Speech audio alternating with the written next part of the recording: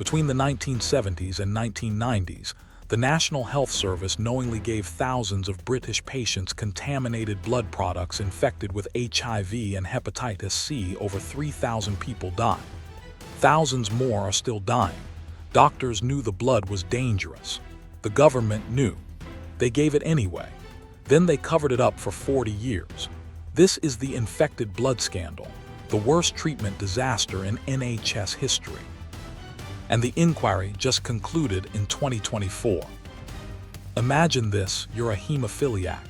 You need regular blood clotting factor to live a normal life. The NHS tells you they have a new, more effective treatment. It's imported from America. It's revolutionary. You trust them. They're the NHS.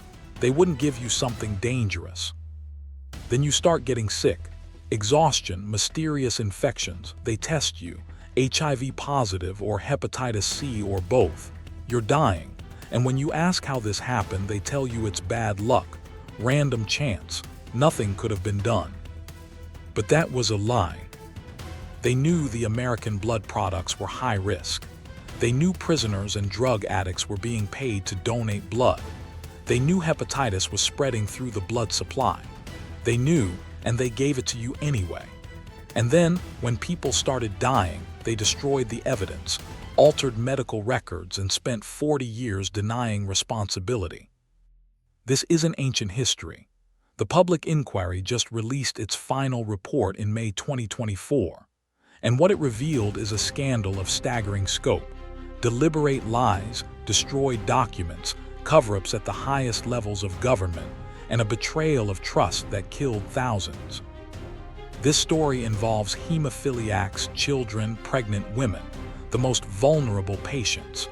And what was done to them reads like a horror story, except every word is documented, verified, and true. To understand this scandal, you need to understand hemophilia and the treatment that was supposed to save lives but ended up destroying them. What is hemophilia? Hemophilia is a genetic disorder where blood doesn't clot properly. A small cut that would stop bleeding in minutes for most people can bleed for hours or days for a hemophiliac. Internal bleeding, in joints, muscles, or organs, can happen spontaneously or from minor injuries. Before modern treatment, hemophiliacs often died young. Those who survived faced crippling joint damage from repeated internal bleeds. It was a devastating diagnosis. The treatment revolution. In the 1960s-70s, medical science developed a revolutionary treatment: factor VIII and factor IX concentrates. These were blood products that contained the specific clotting factors hemophiliacs lacked. Instead of needing whole blood transfusions, patients could inject small amounts of concentrated clotting factor. This was life-changing. Hemophiliacs could treat themselves at home.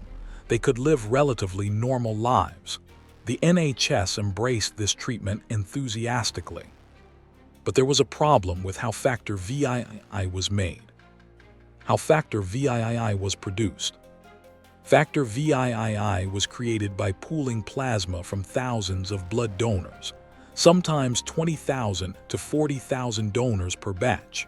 The plasma was processed to extract and concentrate the clotting factors. Think about what that means. If even one donor in that pool of thousands had a blood-borne disease, the entire batch would be contaminated. And because you're concentrating the blood products, you're also concentrating any viruses present.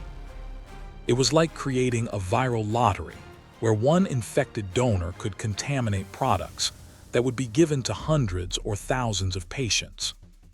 The American connection. Britain couldn't produce enough factor VIII domestically to meet demand, so the NHS began importing it from America, specifically from companies like Armor Pharmaceutical, Baxter Healthcare, Alpha Therapeutic Corporation. These American companies had a problem. They needed huge quantities of plasma, and voluntary donors weren't enough. So they turned to paid donors, and their primary sources were prisoners in American jails, drug addicts, homeless people in Skid Row areas, anyone desperate enough to sell their blood for $5 per donation. These were high-risk populations with elevated rates of hepatitis, and by the early 1980s, HIV. The companies knew this, the FDA knew this, and the British government knew this, but the imports continued. In the early 1980s, as AIDS emerged, warnings were everywhere. Medical journals published articles. The CDC issued alerts. Hemophilia organizations expressed concern, and British doctors and government officials made decisions that would kill thousands. The timeline of what was known and when is crucial because it proves this wasn't ignorance. It was deliberate negligence or worse. 1982, the first warnings. By 1982, doctors noticed that hemophiliacs were getting unusual infections. Pneumocystis pneumonia, Kaposi's sarcoma, the same opportunistic infections appearing in gay men with AIDS. The CDC published warnings that AIDS might be transmitted through blood products. The Hemophilia Society in the UK expressed concern. Some doctors began calling for heat treatment of blood products, a process that could kill viruses. The Department of Health's response: continue using untreated American imports. They claimed there wasn't enough evidence to justify the cost of heat treatment or switching to domestic production. 1983, the evidence mounts. By 1983, multiple hemophiliacs in the UK had developed AIDS. The connection to contaminated factor VIII was becoming undeniable. The CDC confirmed that blood and blood products could transmit HIV. American hemophilia treatment centers began implementing screening and heat treatment. Some stopped using products from high-risk plasma sources. The UK response: continue using the same suppliers. The Department of Health held meetings discussing the problem but decided not to act. Internal documents discovered decades later show they knew the risks but decided that switching treatments would be too expensive and might cause panic. 1984-1985, the tragedy unfolds. By now, hemophiliacs were dying. Not just adults, children too. Boys who'd been diagnosed with hemophilia as infants, treated with what they thought was safe medication, were developing AIDS in their teens. Doctors at treatment centers knew what was happening. They could see the pattern. Some began secretly advising patients to use alternative treatments. But officially, the NHS maintained that the American imports were safe. Meanwhile, heat-treated factor VIII became available. This process killed HIV and hepatitis viruses. Some countries immediately switched to heat-treated products. Britain continued using untreated stock until supplies ran out, which took months, during which hundreds more people were infected. The cruel calculation. Declassified documents reveal the government's thinking. They knew people would die from contaminated blood products. But they calculated that 1. Switching to heat-treated or domestic products would cost millions. 2. Admitting the risk might lead to lawsuits. 3. Most victims were hemophiliacs, a small population. 4. The scandal could be contained. They were wrong about containing it. But by the time the scandal broke, thousands were already infected. The infections were just the beginning. What happened next, how patients were treated when they got sick, how they were lied to, and how evidence was destroyed, turns this from a tragedy into a crime. When hemophiliacs started testing positive for HIV or hepatitis C, the medical establishment didn't admit what had happened. They lied, systematically, repeatedly, for decades. The bad luck narrative. Doctors told patients they'd been unlucky, that there was no way to predict or prevent what happened, that everyone did their best with the knowledge available at the time. This was false. Documents prove doctors knew the risks years before most infections occurred. The altered medical records. Multiple victims have reported discovering that their medical records were altered. Pages missing from files. handwritten notes that contradict official records, test results that disappeared, consent forms that patients never signed appearing in their files. One victim testified to the inquiry, "My records show I consented to experimental treatment. I never consented. I never even knew it was experimental. That signature isn't mine." The non-disclosure. Many patients weren't told they were HIV positive for months or years after doctors knew. Some found out by accident. Some were never told at all. Their families only learned the truth after they died. Why the delay? Declassified memos suggest doctors feared lawsuits and wanted time to manage the narrative. They also worried that informing patients would lead to media exposure. The gaslighting of victims. When victims began organizing and demanding answers in the 1990s, they were told they were conspiracy theorists, dismissed as bitter or looking for someone to blame, accused of trying to profit from tragedy, labeled as troublemakers by medical establishment. MPs who tried to investigate were stonewalled. Journalists who covered the story were pressured. Victims' groups were infiltrated by people later discovered to be reporting to the Department of Health. But some victims refused to stay silent. They collected documents, compared notes, and slowly pieced together what really happened. And what they discovered was a cover-up that reached the highest levels of government. The Infected Blood Inquiry, which ran from 2018 to 2024, uncovered systematic destruction of evidence and deliberate obstruction of justice. The missing documents. Key documents that should exist but have disappeared. Meeting minutes from Department of Health discussions about contaminated blood, 1980-21985. Internal memos from pharmaceutical companies warning about HIV risk. Test results from batch testing of imported factor VIII. Correspondence between UK and US health authorities. Cabinet briefings about the growing scandal. The inquiry heard testimony that filing cabinets were cleaned out in the late 1980s. Computer records from the era were lost in a server migration. Paper files were inadvertently destroyed during an office move. Too many convenient accidents. The shredding operation. A whistleblower testified that in 1994, as pressure built for an investigation, staff at the Department of Health were ordered to shred documents related to blood products. The whistleblower described boxes of files being fed into industrial shredders over several days. When she asked why, her supervisor said, "We're protecting the department."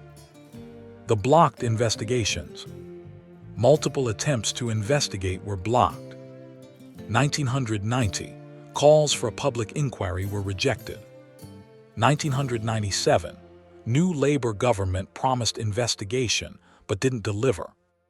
2009, judicial review blocked on technicalities. 2015, another inquiry attempt stalled.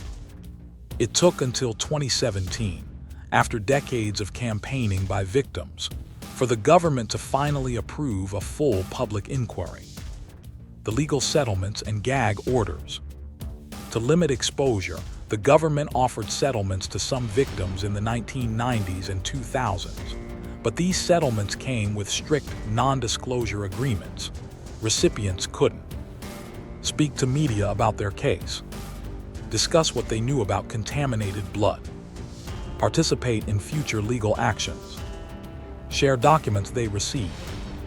Many victims refused these blood money offers. Those who accepted often regretted it, realizing they'd been silenced with compensation far below what they deserved. The inquiry heard from over 5,000 witnesses. The testimony was heartbreaking, but it also revealed something crucial. This wasn't just negligence. There were deliberate human experiments. One of the most shocking revelations from the inquiry: children at residential special schools were deliberately given contaminated blood products as part of medical trials, without parental consent. Treloar College. Treloar College in Hampshire was a boarding school for children with disabilities, including hemophiliacs. Between 1974 and 1987, it became ground zero for what can only be described as human experimentation. What happened? 122 hemophiliac pupils attended Treloar during this period. 72 were infected with HIV. 40 were infected with hepatitis C, many with both. At least 75 have died. That's a 60% HIV infection rate, far higher than among hemophiliacs in the general population. Why? The trials. Documents revealed that doctors at Treloar were conducting clinical trials of new blood products, including products from high-risk American plasma sources, on the children without proper consent. Parents were told their children were receiving standard treatment. They weren't told. The products were experimental. They came from paid donors in U.S. prisons. There were safer alternatives available. Their children were part of a trial. One mother testified, "I found out 30 years later that my son was a test subject. They gave him products they knew were dangerous to see what would happen. He died at 29. He never knew why he got sick. Neither did I until the inquiry." The withholding of safer alternatives. Here's the damning part. While children at Treloar were being given high-risk American imports, some NHS patients elsewhere were being given safer alternatives. The children at Treloar were deliberately kept on the dangerous products as a control group. When parents asked why their children weren't being given heat-treated products after these became available in 1985, they were told there wasn't enough to go around. This was false. There was enough, but it wasn't being given to the Treloar patients because doctors wanted to continue studying the effects of the contaminated products. The aftermath. The Treloar tragedy has been described as Britain's Tuskegee. Parents trusted the school and the medical establishment. Their trust was exploited. Their children were used as lab rats. Many died. Those who survived carry HIV or hepatitis C to this day. In 2024, the inquiry concluded that the children at Treloar were wronged and that their treatment amounted to unethical research on vulnerable children. But no one has been prosecuted. No one has been held personally accountable. Children weren't the only victims. Pregnant women, surgical patients, people who needed routine transfusions, thousands of civilian victims who had nothing to do with hemophilia were also infected, and their stories have been largely ignored.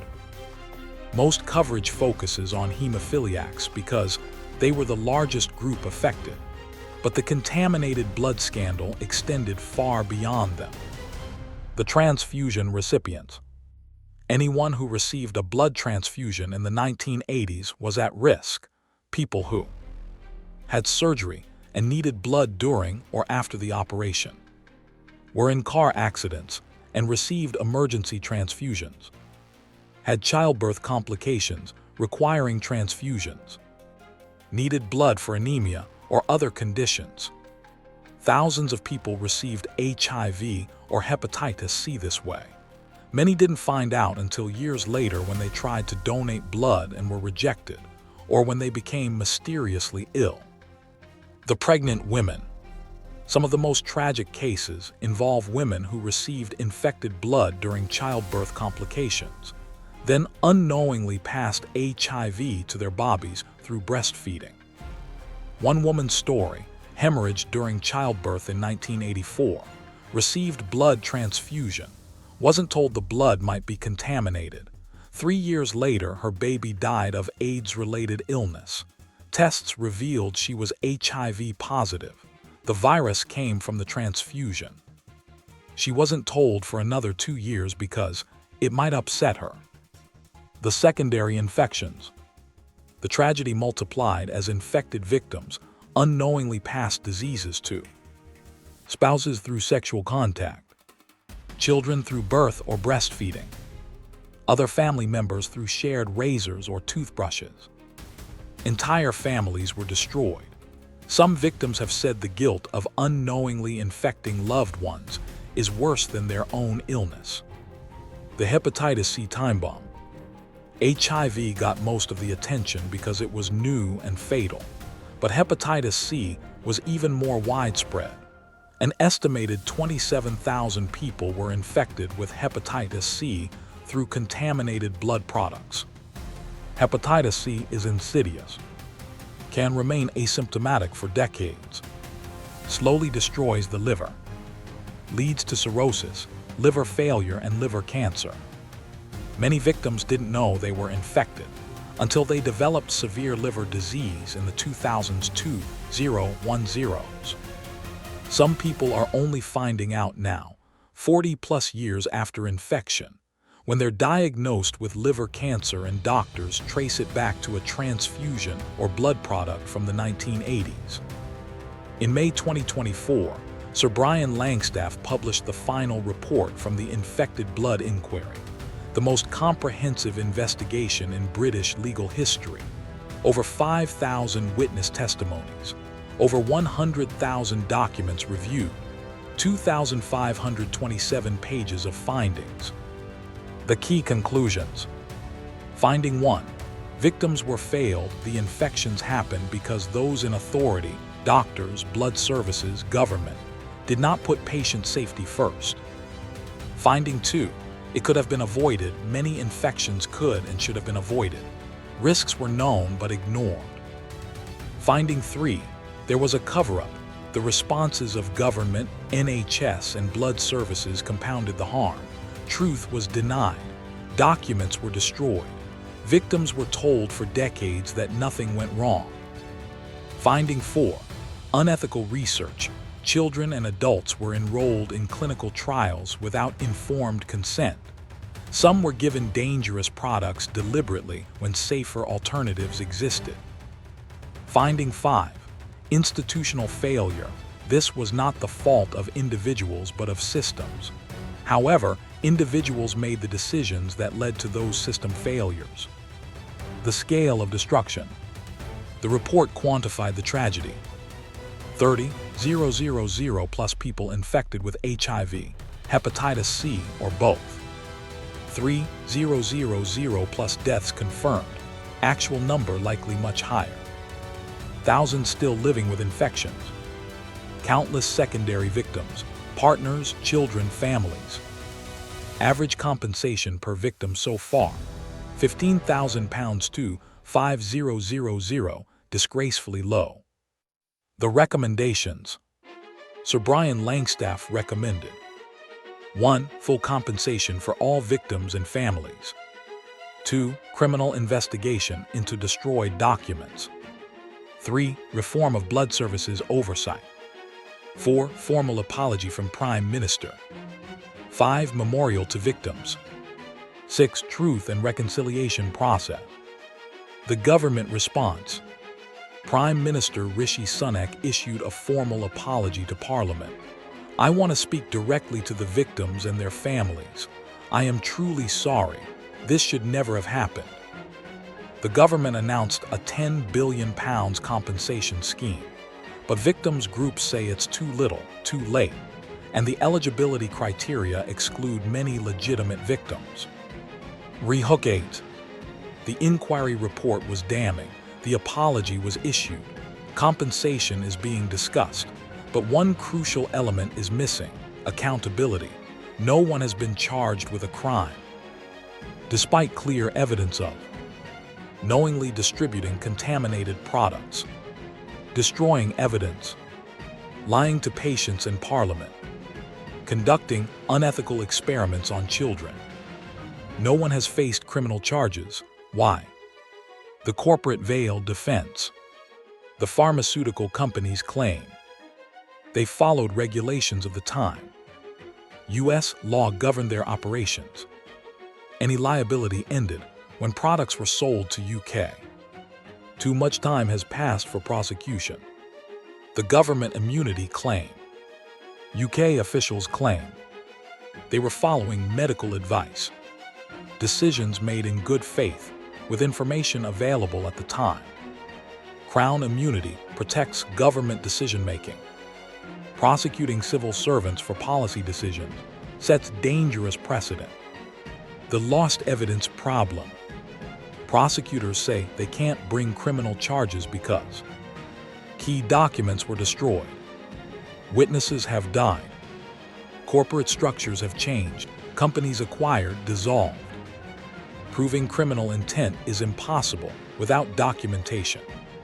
But victims' groups point out, the destruction of evidence is itself a crime. Destroying documents to avoid liability is obstruction of justice. Yet no one has been charged for the document destruction either. The statute of limitations excuse. Some potential charges are barred by time limitations, but critics note, ongoing harm, people still dying, should extend limitations. Cover-up crimes continued into 2002, 010s. Corporate manslaughter charges have longer windows. Political will is lacking, not legal authority. The precedent fear. Privately, legal experts suggest the real reason for no prosecutions: fear of precedent. If NHS officials and pharmaceutical executives can be criminally charged for decisions about contaminated blood, where does it stop? Contaminated surgical equipment, defective medical devices, pharmaceutical side effects that weren't disclosed. Opening the door to criminal liability for medical harm could have massive implications for the healthcare and pharmaceutical industries, so the door stays closed. This isn't a historical scandal. People are dying right now from infections they contracted 30-40 years ago. The HIV survivors. While modern antiretroviral therapy has transformed HIV from a death sentence to a manageable chronic condition, many infected blood victims didn't survive long enough to benefit. They died in the 1980s and 90s when treatment was primitive or non-existent. Those who survived face lifelong medication, expensive with side effects, increased risk of other cancers and conditions, social stigma despite infection through medical treatment, reduced life expectancy even with treatment. The hepatitis C time bomb. Hepatitis C is curable now with modern drugs, but many victims weren't diagnosed until they already had severe liver damage. For them, the cure came too late. They need liver transplants or die from liver failure or liver cancer. Current death rate: approximately 150 contaminated blood victims die each year in the UK. That's 3 people every week. Still, in 2024. The psychological toll. Beyond physical illness, victims suffer PTSD from betrayal and medical trauma, guilt over infecting partners or children, anger at perpetrators who faced no consequences, depression from decades-long fight for recognition, anxiety about future health complications. Suicide rates among contaminated blood victims are significantly higher than the general population. Some victims have said, "The virus didn't kill me, but the fight for justice nearly did." Today, the Infected Blood Inquiry Report is public, all 2,527 pages. You can read it online. The cover-up is exposed. The lies are documented. The suffering is recorded. 3,000 plus dead, thousands more dying, families destroyed, lives ruined, all preventable. The government has apologized. Compensation is being negotiated. Reforms are being implemented. But no one has been prosecuted. No one has gone to jail. No one has been personally held accountable. The doctors who gave contaminated products when safer alternatives existed still have their licenses.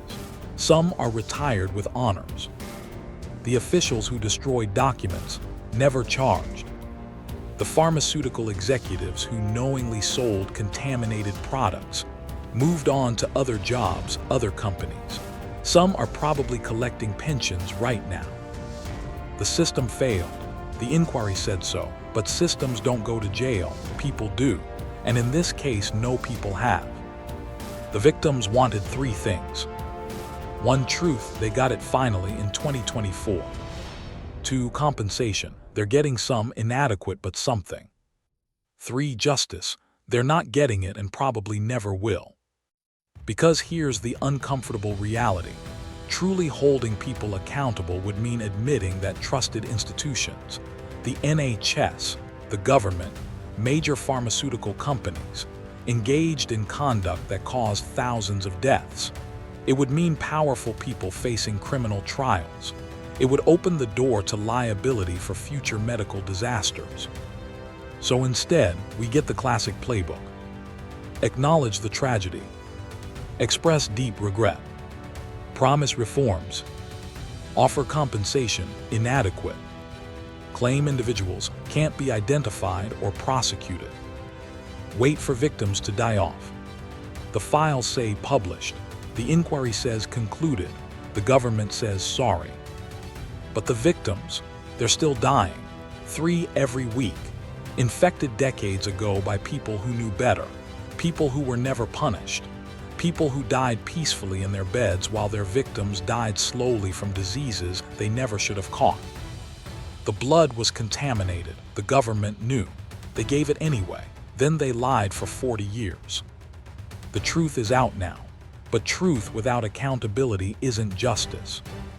It's just another broken promise from the people who were supposed to heal, not harm.